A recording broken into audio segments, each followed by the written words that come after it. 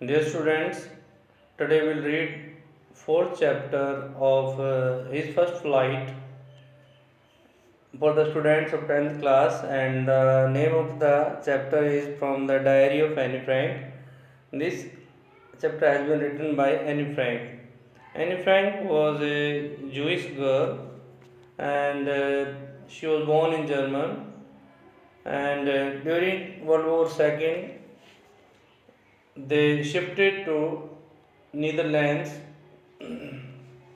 and during that time they had to move to Amsterdam when the Nazis gained power in Germany, but soon they were trapped when the Nazi occupation extended into the Netherlands, and they went into hiding, and then they were tortured, they were harassed, they were mentally tortured too much, and they had to suffer a lot.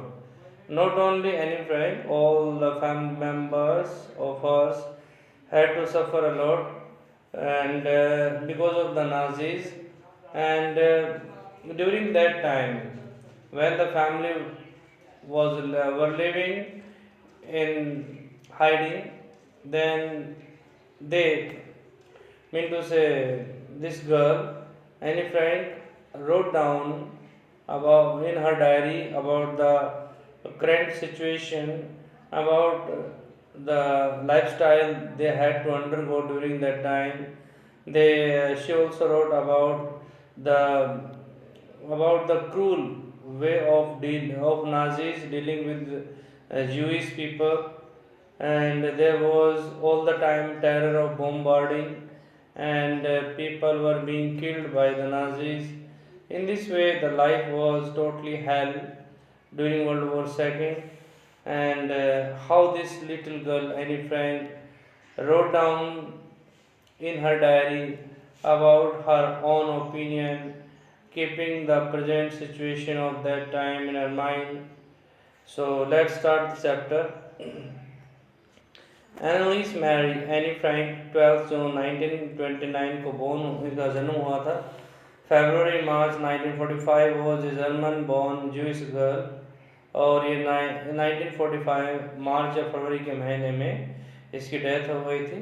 और ये एक German girl थी, born Jewish girl who wrote while in hiding with her family and 4 friends in Amsterdam during the German occupation of the Netherlands in World War II. World war second में जब Netherlands के ऊपर German का कब्जा हो गया था, तो एनी फ्रैंक और उसके फैमिली मेम्बर्स और उसके 4 फ्रेंड्स जो थे वो सारे एम्स्टर्डम में जाकर के हाइडिंग में चले गए थे. हाइडिंग का मतलब वहाँ जाकर के छुप गए थे. Her family had moved to Amsterdam after the Nazis gained power in Germany, but were trapped when the Nazi occupation extended into the Netherlands. तो पहले तो नाजी की जो पावर थी वो सिर्फ जर्मनी तक सीमित थी, लेकिन धीरे धीरे उनकी जो पावर थी वो एक्सटेंड होती गई, और अल्टीमेटली वो जो है नीदरलैंड तक भी उनकी पावर जो है पहुंच गई थी. उनका ऑक्यूपेशन हो गया था, उनका कब्जा हो गया था. तो फिर ये जो एनी फ्रैंक और इसके जो फैमिली मेम्बर्स और जो फ्रेंड्स थे वो सारे जो हैं वहाँ पर ट्रैप हो जाते हैं हाइडिंग प्लेस में. As precautions against the Jewish population increased, persecutions against the Jewish population increased, the family went into hiding in July 1942 in hidden rooms in her father Otto Frank's office building. और जब जो है Jewish population के खिलाफ अत्याचार बढ़ा, कार्यवाही बढ़ी, तो जो सारा परिवार है वो जुलाई 1942 में हाइडिंग प्लेस में चला गया, जो कि ऑटो फ्रैंक जिसका फादर था एनी फ्रैंक का, उसकी ऑफिस बिल्डिंग थी. वहाँ पर ही कुछ कमरे थे जो हिडन रूम्स थे, वहाँ पर ये छुपने के लिए चले जाते हैं. After 2 years in hiding, the group was betrayed and transported to the concentration camp system, where Annie died of typhus in Bergen-Belsen within days of her sister Margot Frank. अब वहाँ पर जब इनको जो है 2 years ये हाइडिंग प्लेस में रहते हैं, और उसके बाद में जो द ग्रुप वॉज बिट्रेड, फिर इसके बाद में लोगों को धोखा दिया जाता है और इनको जो है कंसंट्रेशन कैंप में कैरी किया जाता है, ले जाया जाता है, जहाँ पर एनी फ्रैंक की टाइफस के कारण जो है इसकी डेथ हो जाती है। In Bergen Belsen typhus in Bergen Belsen within days of her sister Margot Frank, और मार्गोट फ्रैंक की भी पहले डेथ हो चुकी थी। Her father Otto the only survivor of the group, और उसका फादर एनी फ्रैंक का फादर जो था उसका नाम ऑटो था, वो उस ग्रुप का एकमात्र जो है सर्वाइवर था, बचने वाला था। Return to Amsterdam after the war ended, जब वॉर ख़त्म हो जाता है तो अकेला लौट कर एम्स्टर्डम आता है to find that her diary had been saved, और ये उसे आकर पता चलता है कि उसकी जो डायरी है वो बची हुई थी एनी फ्रैंक की। Convinced that it was a unique record, he took action to have it published in English under the name The Diary of a Young Girl, और उसने डिसाइड किया कि इसको जो है ये यूनिक रिकॉर्ड है और वो इसे इंग्लिश में लैंग्वेज में पब्लिश करवाने के लिए तुरंत इसमें जुट गया इसका फादर, और इस डायरी का नाम रखा the diary of a young girl. The diary was given to Anne Frank for her 13th birthday and chronicles the events of her life from June 12 June 1942 until its final entry of 1st August 1944।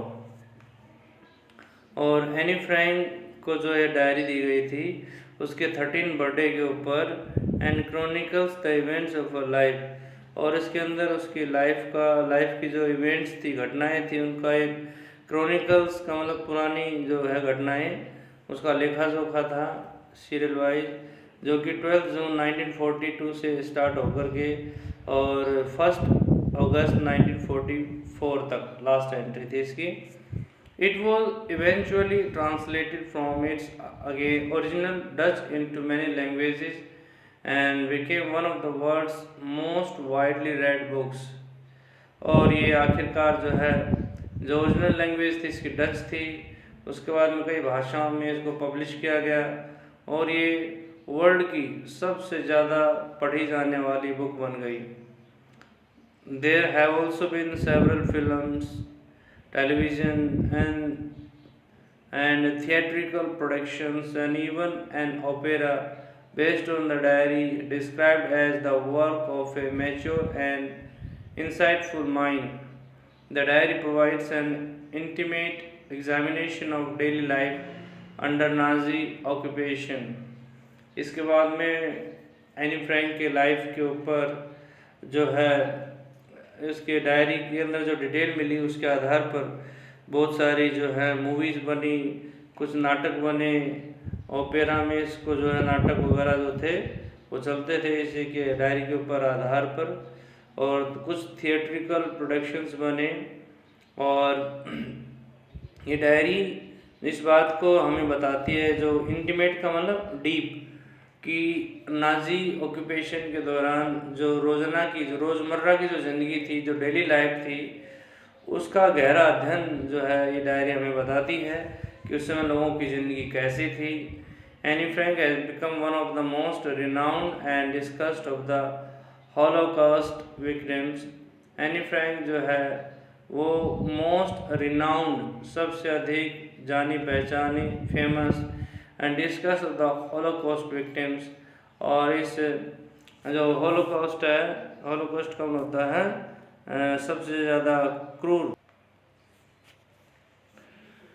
ये जो diary है ये उस समय के जो सबसे ज़्यादा विनाशकारी जो हॉलोकॉस्ट विक्टिम्स हैं, जिनके ऊपर सबसे ज़्यादा जिनका विनाश हुआ था, नाश हुआ था, उन विक्टिम्स के बारे में जो है ये डायरी बताती है। और एनी फ्रैंक उनमें से एक सबसे ज़्यादा रिनाउंड और डिस्कस किया जाने वाली कैरेक्टर बन जाती है।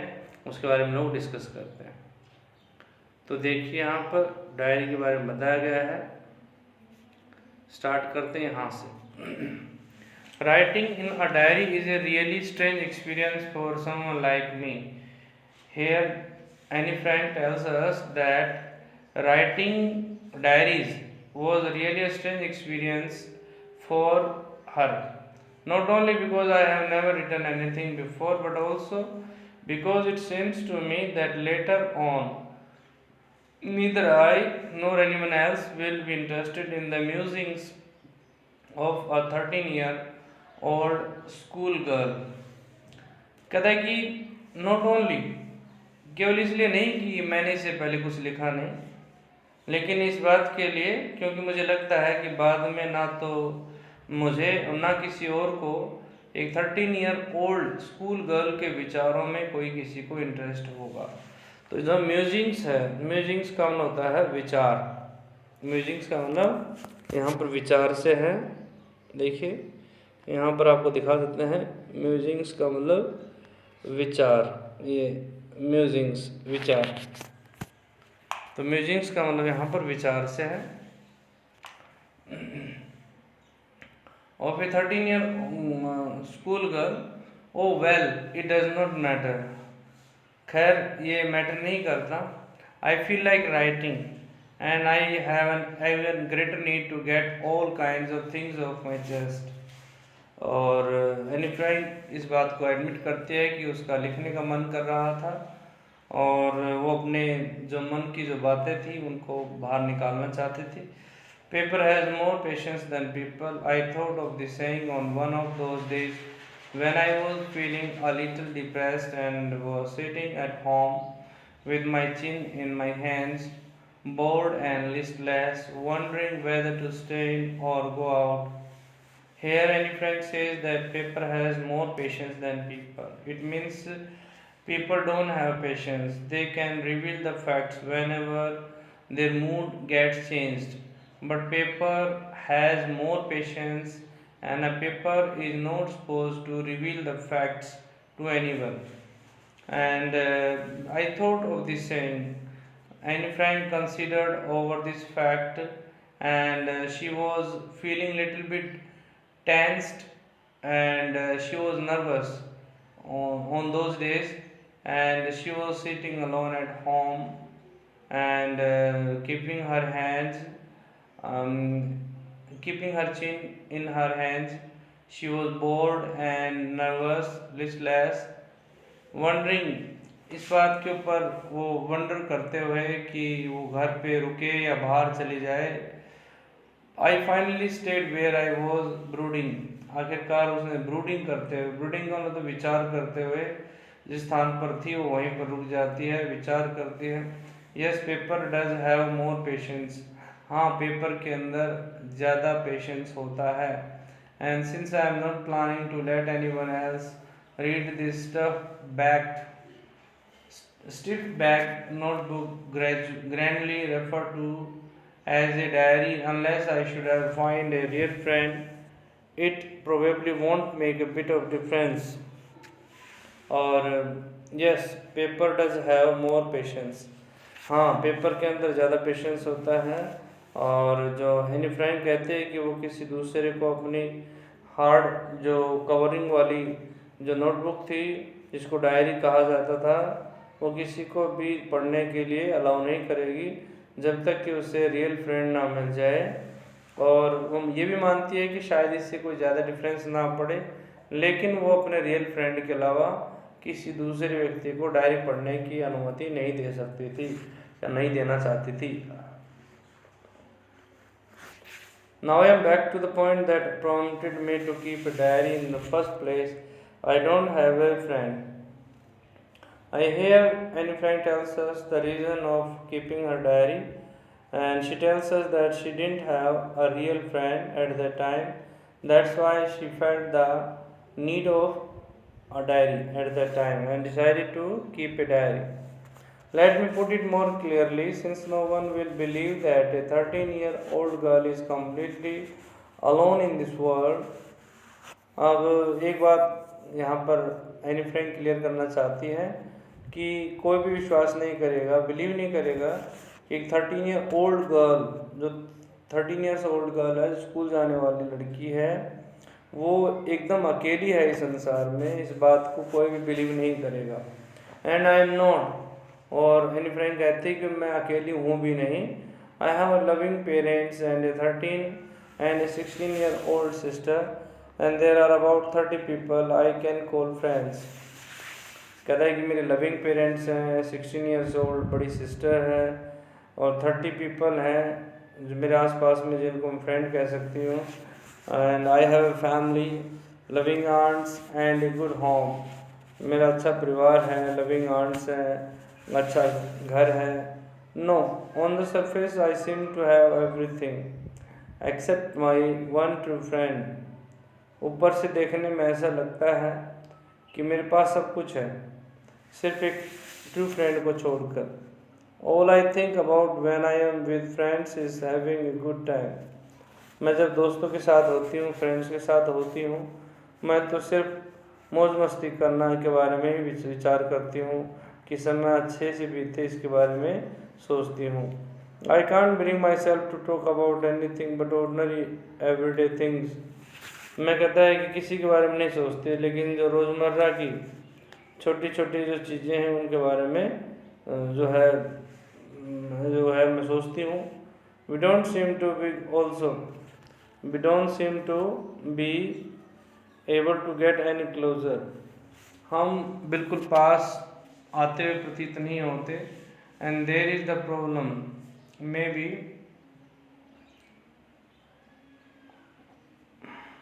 I can't bring myself to talk about anything but ordinary everyday things. We don't seem to be able to get any closer. यानी कि जो एनी फ्रैंक है वो सभी के साथ में रोज़मर्रा की जो छोटी छोटी बातें हैं उनके अलावा कोई दूसरी बातें नहीं कर सकती, उनके साथ अपने फैक्ट्स को जो है शेयर नहीं कर सकती थी. May be it is my fault. और कहता है कि वो अपने दोस्तों के साथ ज़्यादा क्लोज नहीं हो सकती थी, ज़्यादा इंटीमेसी नहीं रख सकते थे. It is not, may be it is my fault. यहाँ पर एनी फ्रैंक कहती है कि हो सकता है ये मेरा ही फॉल्ट हो. That we don't confide in each other, कि हम एक दूसरे के अंदर कन्फाइड नहीं करते, बिलीव नहीं करते. In any case that's just how things are. और किसी भी हाल में ये सिर्फ ऐसा ही है जैसे चीज़ें होती हैं. And unfortunately they are not liable to change. और अनफॉर्चुनेटली ये चीज़ें जो है बदलने वाली नहीं है. कहने का मतलब एनी फ्रैंक कहना चाहती है कि किसी का स्वभाव जो है, टेम्परामेंट है, वो जल्दी से बदलता नहीं है. This is why I have started the diary. और यही कारण है कि मैंने डायरी रखना स्टार्ट कर दिया. So here we understand why the little girl started keeping a diary, because she did not have a true friend with whom she could share her inner feelings.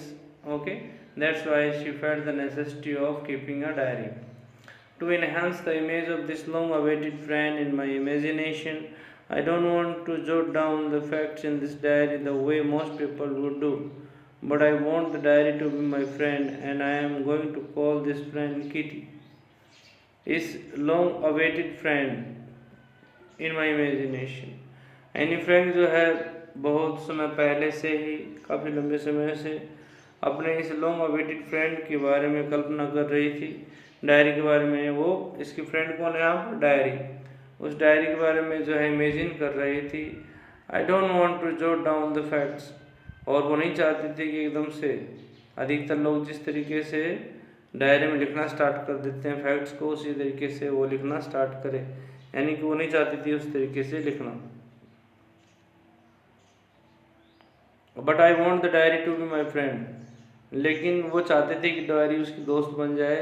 And I am going to call this friend Kitty. और वो अपने friend को, diary को जो है kitty नाम देने वाली थी.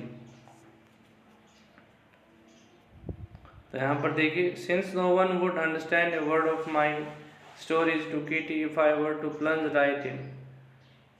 अब कहता है कि यहाँ पर एनी फ्रेंड कहते हैं कि कोई भी मेरी कहानियों का एक शब्द भी समझ नहीं पाएगा अगर मैंने कहानियाँ जो है किटी में अगर मैंने कुछ भी लिखा. Kitty is the name of the diary that is given by Anne Frank. तो किटी के अंदर कोई कहानियाँ जो भी हैं उसकी कोई समझ नहीं पाएगा अगर उसने एकदम से स्टार्ट कर दिया डायरी को लिखना. यानी कहने का मतलब she wanted to make planning before starting writing the diary. I would better provide a brief sketch of my life, and she decided to give a brief introduction of her life. Much as I dislike doing so, Although she did not like to give description of her life, but still she wanted to provide a brief sketch of her life. My father, the most adorable father I have ever seen. इसके Anne Frank के जो father थे सबसे ज़्यादा adorable father थे। Adorable का मतलब प्यारे, लविंग फादर थे इसके, जो ऐसे फादर कहता है कि किस्मत वालों को मिलते हैं। Didn't marry my mother until he was 36 and she was 25। तो इस व्यक्ति ने एनी फ्रैंक के मदर से तब तक शादी नहीं की जब तक वो खुद 35 और वो 25 नहीं हो गई। My sister Margot was born in Frankfurt in Germany in 1926।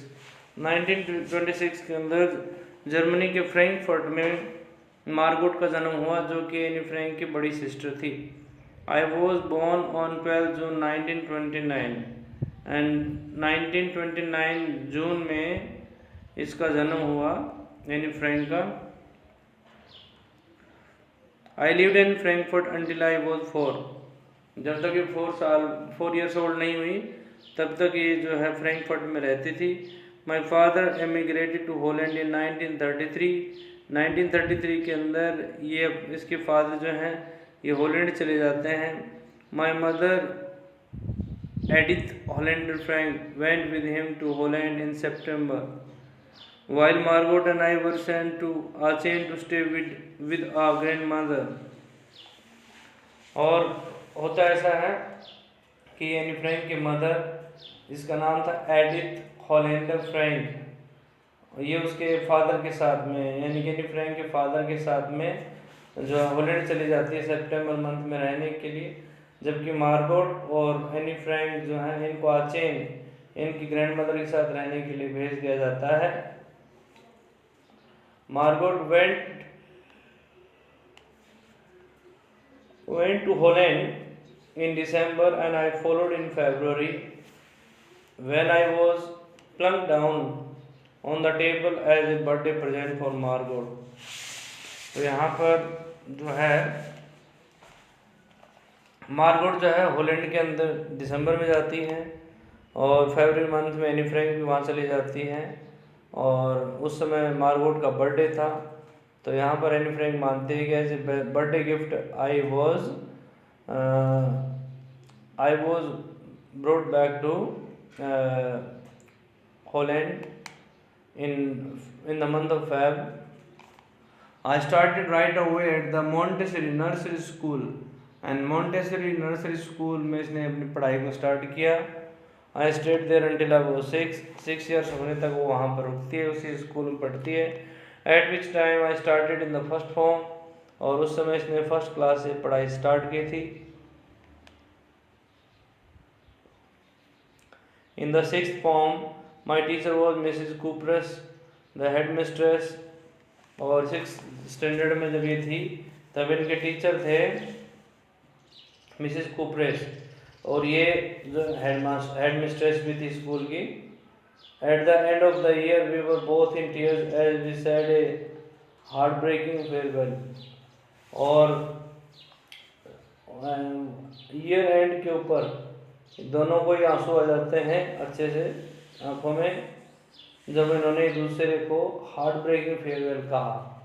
Heart breaking का मतलब दिल टूटने वाला, दिल तोड़ने वाला, उसने एक दूसरे को फेयरवेल कहा, अलविदा कहा। आज के लिए इतना ही करेंगे, rest of the part will be covered in second video. I hope you will enjoy this explanation, and if you like my videos then please subscribe my channel and share videos with your friends.